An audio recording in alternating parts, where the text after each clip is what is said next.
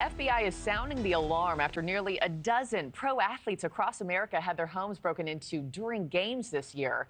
Dallas Mavericks all-star Luka Doncic, along with football stars Patrick Mahomes, Travis Kelce, Joe Burrow, those are just some of those who have seen tens of thousands of dollars worth of personal belongings stolen while they've been on the field.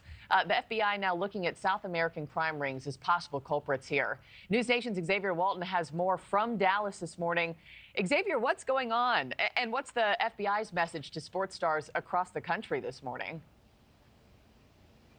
Hey, Markie, good morning. Yeah, FBI's message twofold here. One, remain vigilant. Two, beef up security. This is, again, to those star athletes. We're also hearing from Luka's business manager.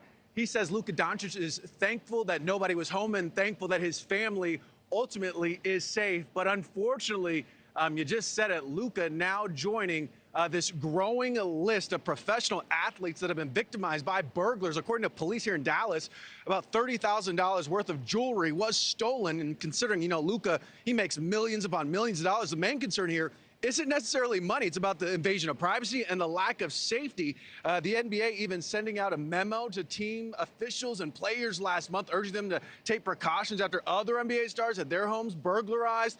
The FBI says these thieves typically make their move when the athletes are either playing or traveling for a game.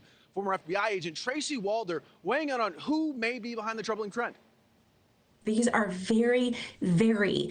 very specific networks. They are very well laid out. They are very well planned. And so I really do think that a lot of it still exists and that the tentacles really are all over the United States.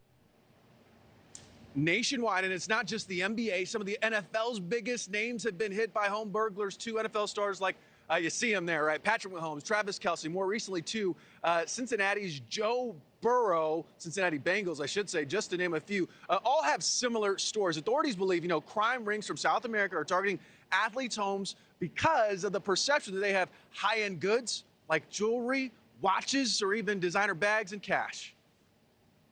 It's frustrating. It's disappointing. But I can't get into too many of the details because the investigation is still ongoing. But obviously something that you don't want to happen to really anybody, but obviously yourself.